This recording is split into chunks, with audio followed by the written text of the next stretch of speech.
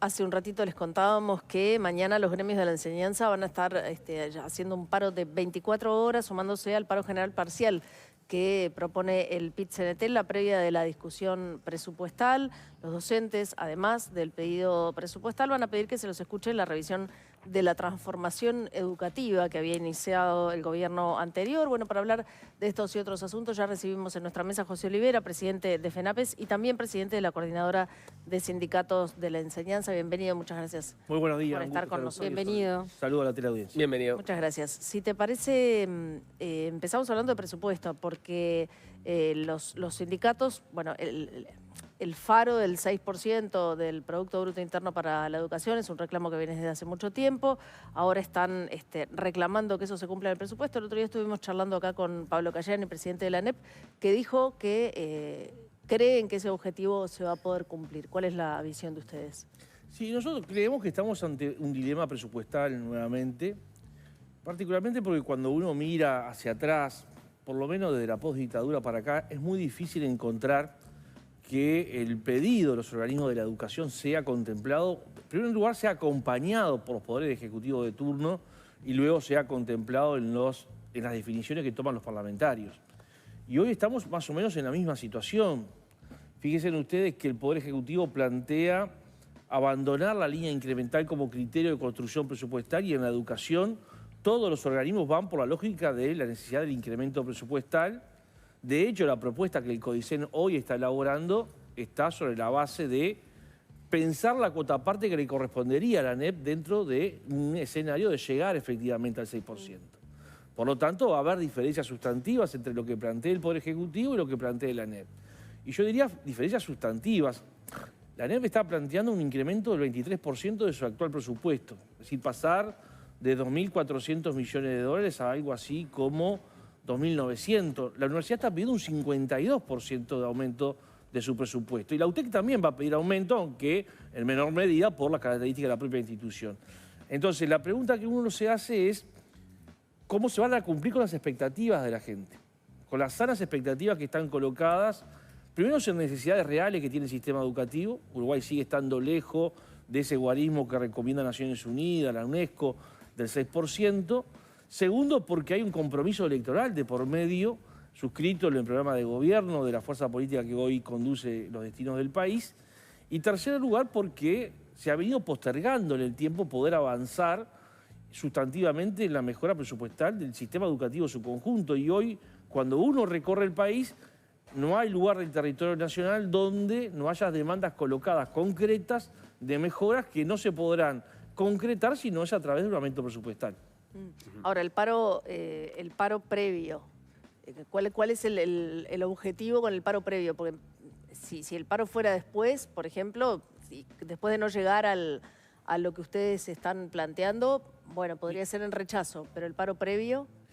Yo no diría un paro previo. Mire, nosotros en septiembre del año pasado lanzamos la campaña del 6+1 formalmente, aunque ya estaba instalada socialmente. Le dimos a todos los partidos que competían en octubre unas bases programáticas que estipulaban, entre otras cuestiones, llegar al 6% más el 1% de investigación e innovación. Tuvimos todo el mes de enero, febrero, marzo, desarrollando distintas actividades. Y yo creo que fue en este canal donde una encuestadora dijo el 32% de la sociedad entiende que en el próximo presupuesto debe haber aumento para la educación. Creo que fue Mariela Pomies en este mismo canal, en una encuesta que hacía la empresa Cifra. Entonces, hay instalado socialmente, producto de la acción del movimiento sindical, de los sindicatos de la educación, esta necesidad que está postergada. Nosotros lo que estamos diciendo es que el presupuesto en su construcción tiene dos etapas. Hoy estamos a 10 de agosto. 11 de agosto. 11 de agosto. Muy bien.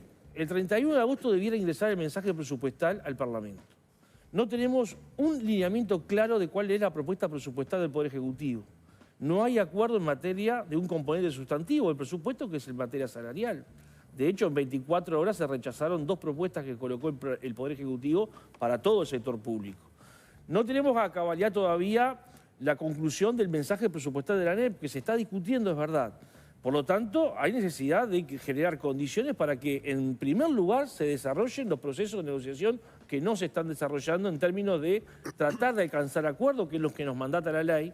Estamos a la espera de la convocatoria por parte del Poder Ejecutivo y en concreto el Ministerio en esta semana de ámbitos de negociación de ramas de actividad donde poder empezar a encontrar respuestas a algunos de estos puntos. Es decir, venimos de un proceso de movilización que no implicó paro y para nosotros es sustantivo cerrar algunos acuerdos antes del 31 de agosto. Entonces, digamos, para ir pasando en limpio, ustedes acompañan el mensaje que está armando la ANEP, o sea, con el lineamiento y el pedido presupuestal que va a presentar la ANEP, ¿están de acuerdo? Lo que no tienen es muchas expectativas respecto a cuál va a terminar siendo el mensaje presupuestal del propio gobierno cuando la economía defina efectivamente cuánto esperan invertir en educación en el periodo. Yo diría, en principio tenemos acuerdos mayores con lo que podría llegar a plantear el Poder Ejecutivo, porque si yo tengo, como ha planteado el Poder Ejecutivo, un escenario de posible crecimiento presupuestal de apenas 140 millones de dólares, es obvio que no va a atender la inmensa cantidad de demanda que está instalada en materia educativa. Esa es una cifra que puso sobre la mesa búsqueda, en base a fuentes del gobierno, para el año que viene, no necesariamente para el final del periodo, que digamos el 6% según el mensaje presupuestal llegaría ahí sobre el final del periodo. ¿Sabes lo que pasa? Que si el escenario,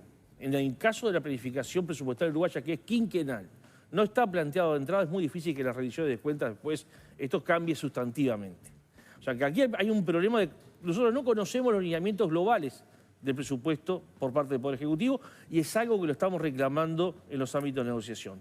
En segundo lugar, tenemos algunas diferencias sustantivas con el planteo que está haciendo el Codicen de la ANEP. Por ejemplo, el Codicen de la ANEP dice que de llegar a un 6%, a la ANEP le correspondería un 67% de ese 6%. Bueno, nosotros con eso discrepamos rotundamente, porque ha sido parte del proceso que nos coloca en el problema que hoy tenemos, esta reducción de la participación de la ANEP en el área programática de la educación. Y eso también le ocurre a la Universidad de la República.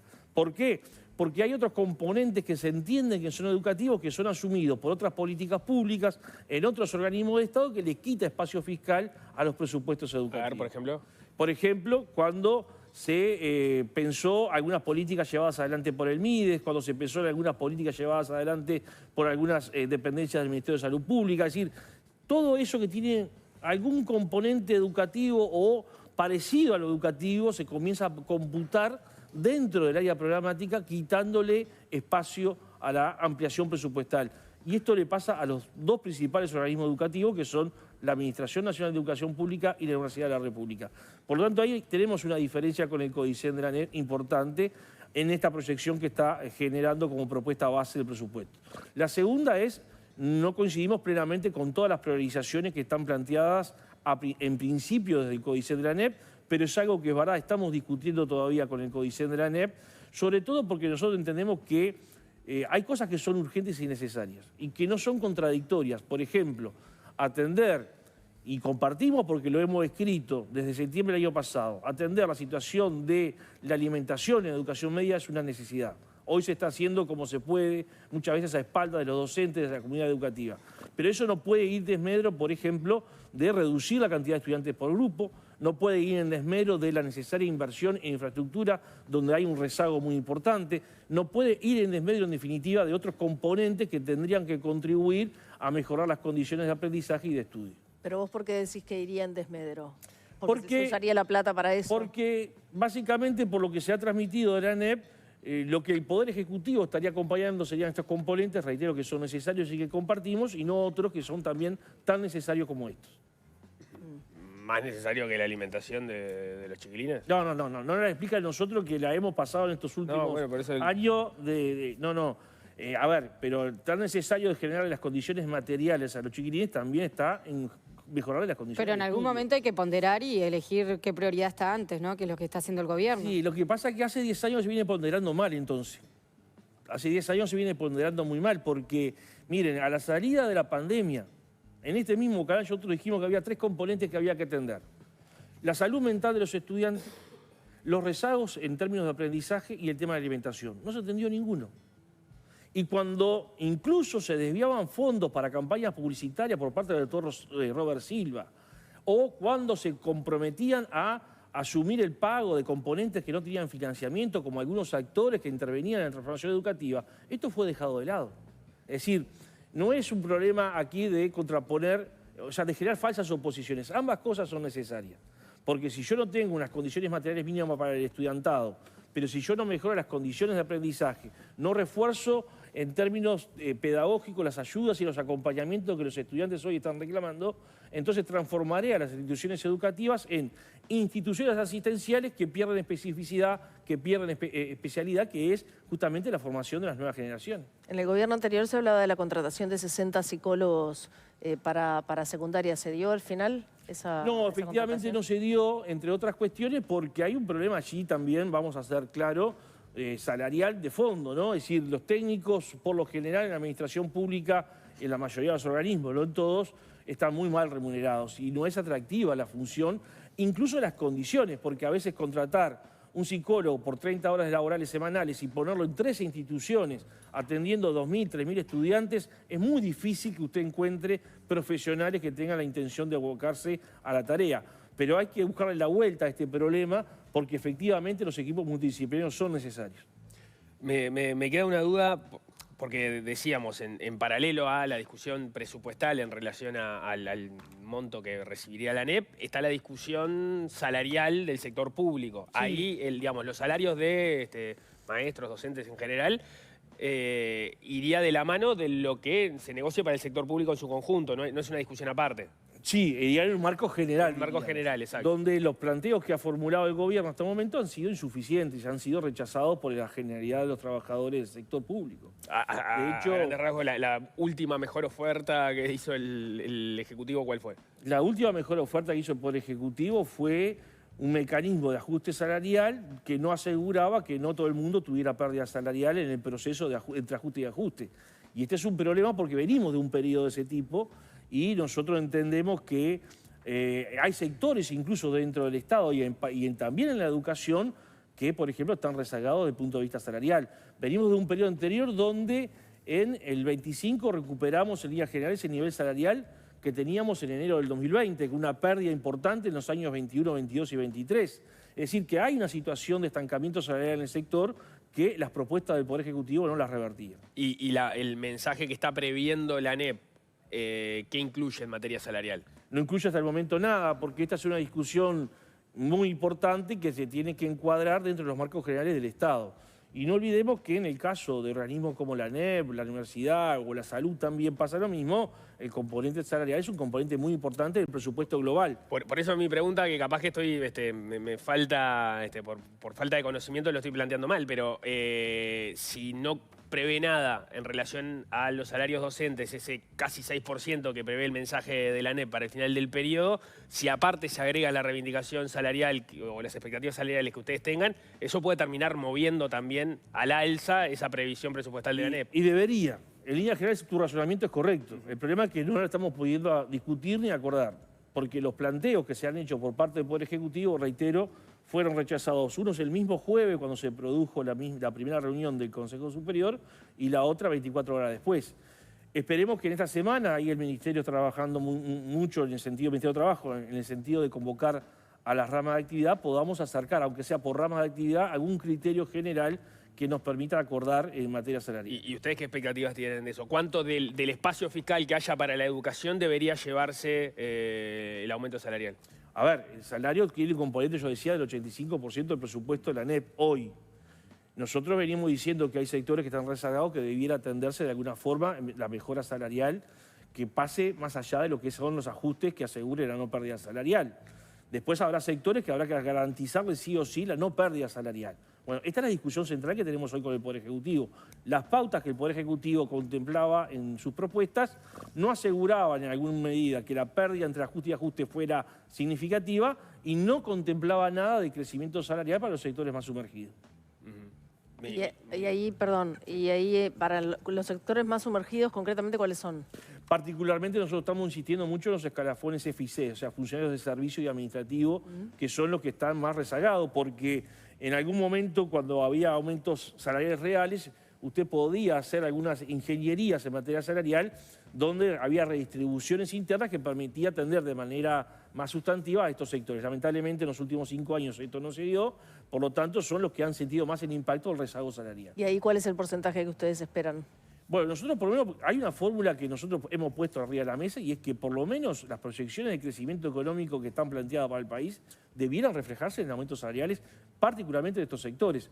No se contempló esto en el sector público, sí hay un planteo en el sector privado. Bueno, estamos diciendo, también nosotros tenemos, miren, en la ANEP hoy debe haber cerca de 6.000 trabajadores que no superan los 37.000 pesos nominales. Es decir, que si yo comparo con la actividad privada, están por debajo del límite que marcó el Poder Ejecutivo en las pautas del sector privado. Pero después hay un número muy importante de trabajadores que rondan los 40.000 pesos. Es decir, no hay diferencia sustantiva entre 38.500 y 40.000 pesos. Bueno, todos esos sectores son los que nosotros estamos priorizando atender, más allá de, reitero, asegurar la no pérdida salarial para el conjunto y en algún punto, y esto habrá que pensarlo ya en términos de mediano plazo, algo de crecimiento económico se debiera reflejar en aumento general de salario. O sea, ustedes lo que quieren es básicamente que la pauta que el gobierno plantea para el sector privado también la plantee para No, el no sector exactamente la misma pauta porque tenemos algunas dificultades de aplicación y algunas diferencias. Lo que estamos diciendo es el criterio general. El criterio de si hay crecimiento de económico, progresividad. exacto, el crecimiento económico debiera reflejarse en aumentos salariales, particularmente en los sectores más sumergidos. Es muy difícil el Estado aplicar franja porque si no se afectaría carrera funcional y otros componentes que hace a la composición salarial del sector público. De hecho, esto lo descartó el propio Poder Ejecutivo de entrada. Lo que sí decimos es que sus pautas o sus propuestas no reflejan crecimiento salarial, incluso para estos sectores más sumergidos. La duda que me surgía en torno a todo este asunto es, vos marcabas algunas prioridades que ustedes entienden que no deben ir una en contra de la otra: alimentación, salud mental, infraestructura.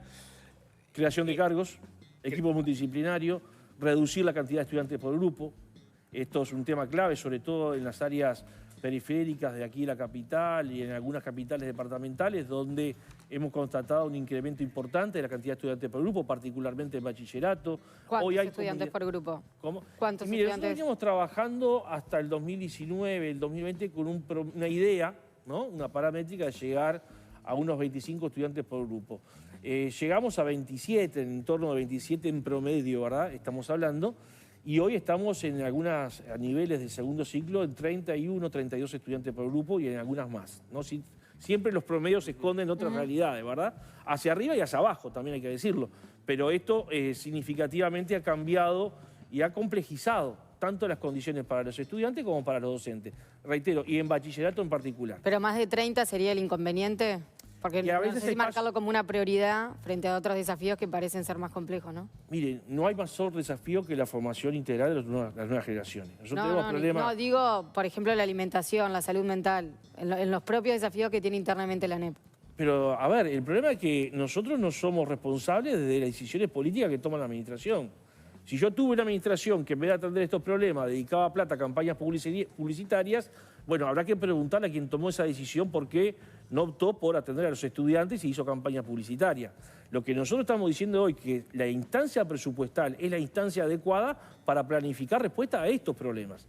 Ahora, ¿en qué grado se atiende uno y otro? Es la parte de la discusión que tendremos que dar. Lo que no se puede generar son falsas oposiciones. Vos decís concretamente que Robert Silva, porque lo nombraste, usó plata que estaba destinada a aspectos vinculados con la educación para hacer campaña por la transformación educativa. Para hacer campaña por la transformación educativa y en torno a su persona propiamente, ¿no? Yo su recuerdo candidatura? la campaña. Sí, las campañas en redes sociales donde había una especie de culto a la personalidad, ¿no? Pero estas son decisiones que tomaron los organismos, está escrito esto. Lo que Pero estamos también diciendo. frente a una transformación es necesario las vías de comunicación con la población para que terminen de entender. De hecho, una de las críticas que... Gira cara a cara, campañas de publicidad, folletería, mientras los muchachos se nos morían de hambre en las aulas.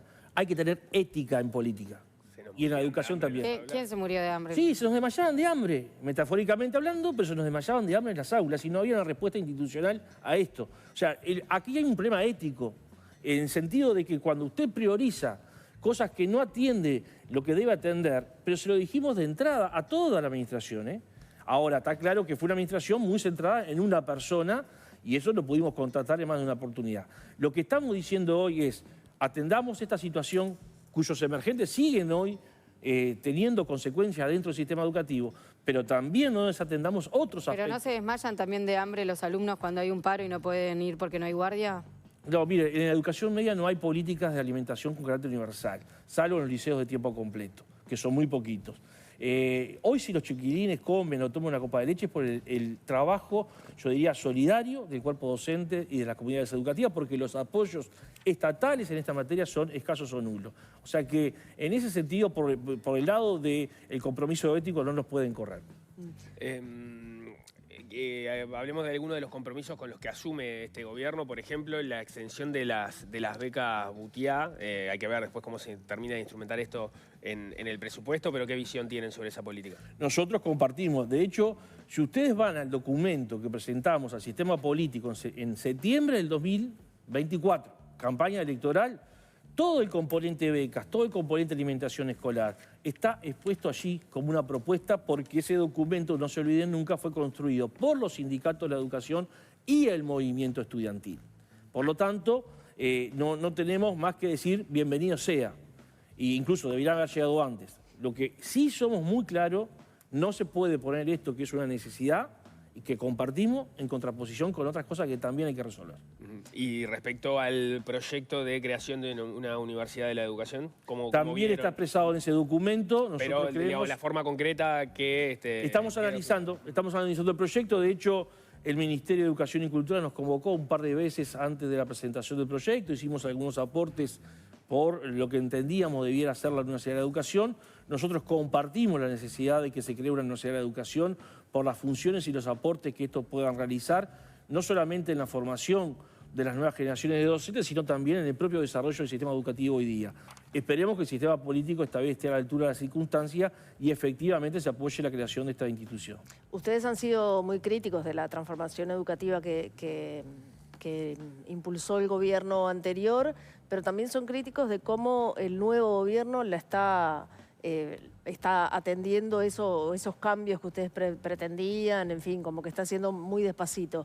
¿Qué es lo que ustedes esperan concretamente que se haga para revertir los cambios que hizo el gobierno anterior?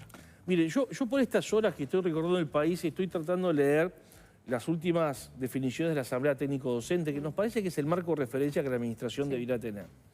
Hemos escuchado, o he leído, mejor dicho, algunos planteos de algunas asambleas técnico-docentes. Primaria es un caso de ello, que están pidiendo volver a otro plan anterior a lo que era lo planteado por la transformación educativa. En educación secundaria, en líneas generales, los planteos de rechazo se van sosteniendo cada vez con mayor fuerza, con mayor fundamentación.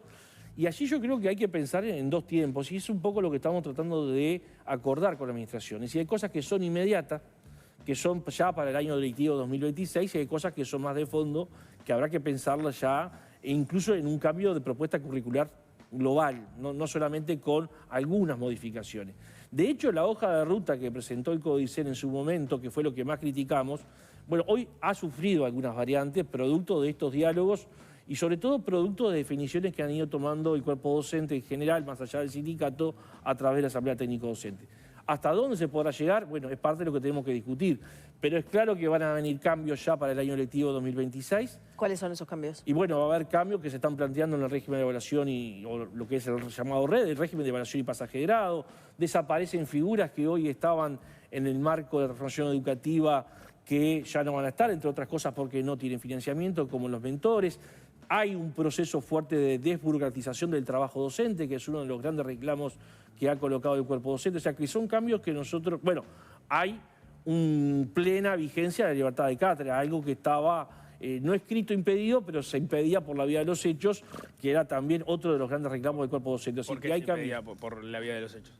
Y porque, miren, las formas de sujeción y de persecución en la administración pública son muy sutiles y en la educación particularmente.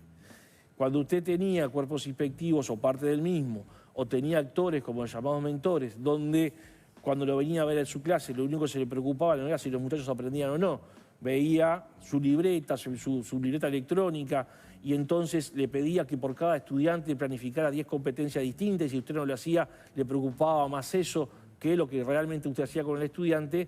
Bueno, ahí obviamente se va cercenando la capacidad de trabajo y de libertad de escoger métodos, de escoger cómo tratar determinados contenidos en el aula. Ahí mencionaste la figura de los mentores. He escuchado en alguna entrevista a algún dirigente de FENAPES también hablar de, como metáfora, pero que los inspectores se habían convertido en una suerte de comisarios políticos.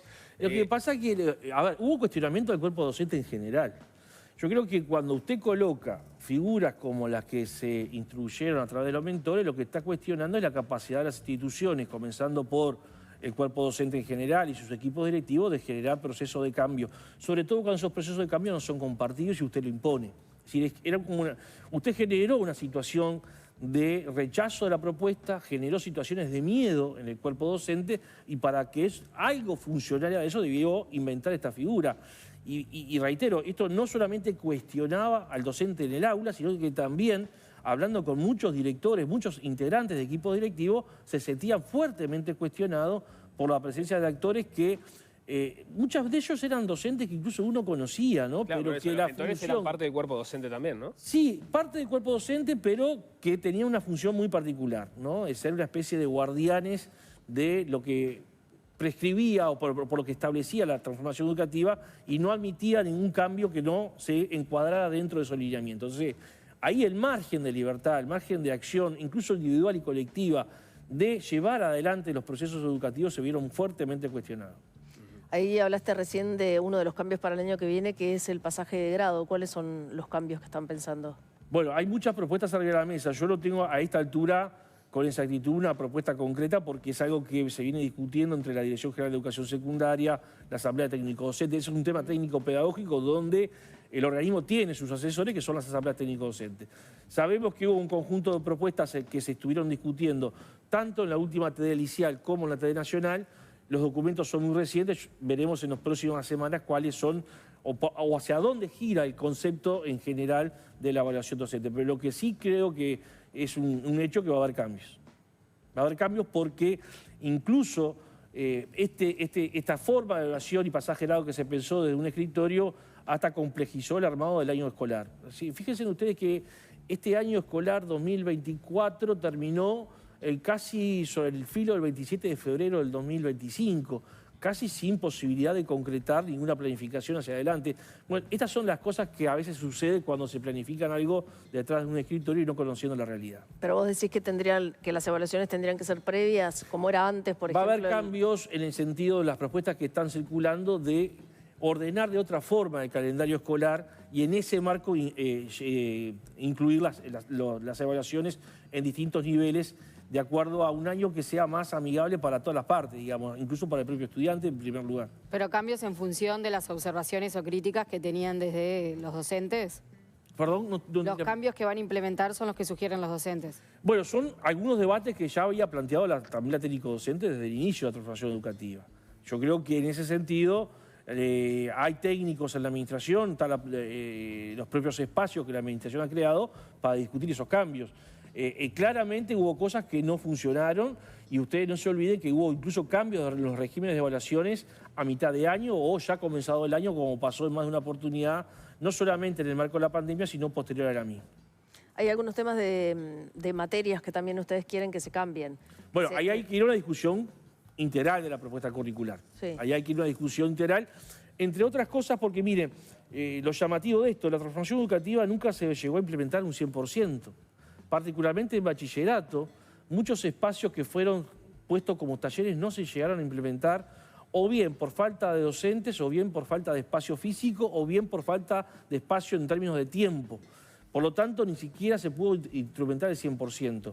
Después hay una discusión que hay que dar sobre fines y objetivos en términos de qué se propone formar a partir de la propuesta curricular. Bueno, esa discusión que no se dio o que se presentó como una cuestión a no discutir y que recibió desde el inicio cuestionamientos muy serios por parte de los organismos técnicos de la administración, es algo que nosotros creemos que hay que discutir en términos de mediano tiempo. No va a haber condiciones para discutir cambios estructurales en la propuesta curricular tal vez para el año 2026, pero sí es necesario discutirlo para el año 2027. ¿Y hay algo de la transformación educativa que ustedes entiendan que ha funcionado? Mirá, nosotros creemos que la transformación educativa tuvo un gran problema y es que quiso adaptar mediante la imposición una propuesta que venía de afuera, que nadie entendió y que no se tenían las condiciones para hacerlo y que en el fondo no se comparte la concepción ideológica que la transformación educativa encierra. Entonces, es muy difícil evaluar algún componente aislado cuando se presentó como un paquete que no admitía que el paquete se abriera. Porque esta fue la característica central del proceso de imposición. Es decir, no se pudo discutir siquiera algún componente de la misma. Entonces, es muy difícil que yo pueda decir hoy tal componente sirvió, porque el paquete no se pudo abrir. Entonces, hay necesidad de discutir el paquete en su conjunto. Un par de temas más antes de cerrar. Por un lado, Secundaria revocó las sanciones a los docentes del Liceo 1 de San José que había impuesto la anterior administración, que habían sido denunciados por proselitismo en el marco de movilizaciones contra la campaña Vivir Sin Miedo en 2019. Eso implicó que más de una decena de docentes fueran sumariados con retención de haberes. Entiendo que algunos ya habían quedado desafectados en la medida que se había comprobado que la denuncia por la cual habían sido sumariados se basaba sobre una presunción falsa y era que no se habían sacado fotos adentro de los liceos. Ahora Secundaria entiendo que revocó las sanciones de los otros docentes que todavía habían seguido como parte de esa investigación y ese sumario. ¿Esa decisión cómo la tomaron? Bueno, es parte del proceso que venimos apelando desde el año 2022 en la OIT. De hecho, la ANEP acepta reconsiderar la situación a partir de un planteo que se hizo en el Ministerio de Trabajo y Seguridad Social, dado las recomendaciones del Comité de Libertad Sindical de junio del 23, que le había dicho al Estado uruguayo que había que revisar porque se entendía se estaban violentando algunos derechos básicos como es la libertad de expresión o la libertad sindical. Pero además este hecho se da en un marco más general de sanciones o de condenas a la ANEP por parte de algunos de los integrantes de esta situación, de algunos compañeros y compañeras que no fueron sancionados, pero que habían sido sumariados, donde 3 jueces distintos están condenando a la ANEP a pagar sumas de dinero por daños y perjuicios por actuar de forma ilegal. Y este es el fundamento central que se toma para revertir esta sanción. Hay jueces que sostienen a cabalidad que hubo un actuar ilegítimo, ilegal, arbitrario, con intencionalidad de la administración, al reabrir un caso que ya había sido analizado por la anterior administración y volver a generar un proceso disciplinario violentando el principio de certeza jurídica. Esto es que nadie puede ser juzgado 2 veces por el mismo hecho. Veía algunos dirigentes de FENAPES en redes manejando la posibilidad o la idea de si no se debía por parte de la ANEP repetir contra los jerarcas que tomaron estas decisiones que en definitiva le van a terminar generando una erogación al Estado uruguayo por estas condenas que vos mencionabas. Es una posibilidad que prevé el artículo 25 de la Constitución de la República, que está reglamentado por una ley de septiembre del 24, y es que cuando el funcionario en uso de sus funciones actúa arbitrariamente con intencionalidad, el organismo que ha sido sentenciado a un pago económico puede solicitar al juez de la causa que analice el traslado de ese monto de dinero, el pago de ese monto de dinero al funcionario que cometió este delito. Esto está previsto en la Constitución, reitero, está reglamentado por ley, y nosotros nos parece que la Administración debiera analizar este caso, no solamente por el tema económico, sino porque también hay que leer. Yo me leí 7 de las 8 sentencias de 3 jueces distintos y son muy contundentes a la hora de señalar las violaciones a los derechos humanos que implicó este accionar ilegítimo de la administración. Entonces la pregunta que uno se tiene que hacer es hasta qué punto una administración puede admitir tener funcionarios que han cometido violaciones a los derechos humanos. Quería preguntarte por el caso del director del IABA que había sido suspendido y su sueldo retenido, porque el nuevo director de Secundaria había planteado que se iba a revisar el caso y que incluso estaban pensando en repararlo económicamente por ese hecho. ¿En qué quedó ese tema? Bueno, es uno de los casos que está en un paquete mucho más amplio de compañeras y compañeros que fueron sancionados de alguna forma bajo esta lógica que hoy nos señalan algunos jueces de un actuar ilegítimo de la administración. Obviamente que ahí hay que esperar los plazos administrativos. En el caso de Ruiz Díaz, concretamente, estamos hablando que es un caso que ya a esta altura está en el Tribunal de lo Contencioso Administrativo, o sea que allí habrá que esperar los plazos de dicho tribunal para conocer cuál es la opinión de este tribunal en todo el procedimiento que fue claramente, tiene elementos claros de nulidad que debieran haberse tomado por la anterior administración, pero que lamentablemente, como será parte de este procedimiento ilegal o de este proceso de generar miedo, de persecución, no se revirtió y hoy será el Tribunal de lo Contencioso Administrativo el que termine señalando, hasta qué punto esto es así. Está mirando aparentemente el diputado del Partido Colorado, Felipe Schipani, porque acaba de publicar en sus redes, a partir del anuncio de la entrevista, un mensaje que dice: Olivera habla de ética, el mismo que firmó miles de certificados de licencias sindicales falsos, engañando a cientos de directores, dejando a miles de estudiantes sin clases y estafando a secundaria. Qué cara dura. Me imagino, ¿no? Se refiere a lo que fue un demócrata, el diputado, porque la presunción de inocencia para el diputado no existe, ¿no? Porque claro, ¿En qué fue está parte. ese asunto que ameritó una comisión investigadora en el Permítame periodo? contestar al diputado, porque él es tan demócrata, que lo lleva en los genes, su concepción antidemocrática, que ni siquiera me admite el derecho de presunción de inocencia, ya directamente me sentencia, ¿no? Porque fue parte del proceso de persecución, fue parte... A este diputado habría que hacerle pagar las sanciones a la ANEP, porque él fue uno de los grandes hostigadores del Parlamento y que generó condiciones de impunidad para las autoridades que actuaron de esta manera. Es interesante la concepción democrática del diputado. Mire, yo no soy como el diputado que va a pretender apretar fiscales. Nuestra federación no se caracteriza por eso. La justicia tiene el tema en estudio, la fiscalía lo tiene. Cuando nos convoque nos dirá nuestro abogado y allí asistiremos. Pero no acostumbramos a hacer lo que hace el diputado de pretender ir a apretar fiscales. Porque... ¿Qué es eso de ir a apretar fiscales? Bueno, mire, por ejemplo, el diputado, junto con el diputado del LT y algún otro diputado, que no forman parte de esta causa que está en Fiscalía, fueron a Fiscalía a presentarse como víctimas en el proceso. Obviamente el fiscal rechazó la pretensión, porque además se arrogaban el derecho de representar al Parlamento, porque ustedes en última instancia no olviden que fue la Cámara de Diputados la que votó la presentación de la denuncia ante la Fiscalía. Por lo tanto, el Parlamento tiene sus representantes, que no es cualquiera de los integrantes del mismo cuerpo, sino que tiene una presidencia que representa el cuerpo. Bueno, LRT, Subía, Schifani se presentaron... Quienes habían formado parte de la comisión investigadora. Bueno, no. Pero acá los procedimientos están claros. El que denunció fue el Parlamento, no fue ni el diputado Schifani, Sí, ni no, el estoy dando contexto de por qué esos diputados. Sí, pero lo que pasa es que el diputado está acostumbrado a actuar contrario a derecho, porque no es un demócrata, es antidemócrata, aunque se llene la boca de democracia y república. De hecho, es el gran hostigador de todo el proceso de persecución y el que le generó desde el Parlamento el manto de impunidad con el cual actuaron las autoridades. Y que hoy están siendo condenados la ANEP. El caso, entonces, por lo que entiendo de lo que dicen, no ha tenido movimientos, por lo pronto ustedes no los han convocado de parte de Fiscalía. Hemos tenido alguna información de nuestro asesor legal en este caso, de algunos pedidos que ha hecho Fiscalía en los últimos tiempos a la Administración. Hasta ahí es donde sabemos. Bien. José Olivera, muchísimas gracias por estos minutos. No, gracias a usted. Muy amable, gracias. Hacemos un corte, ya venimos. Al regreso nos meteremos en el conflicto.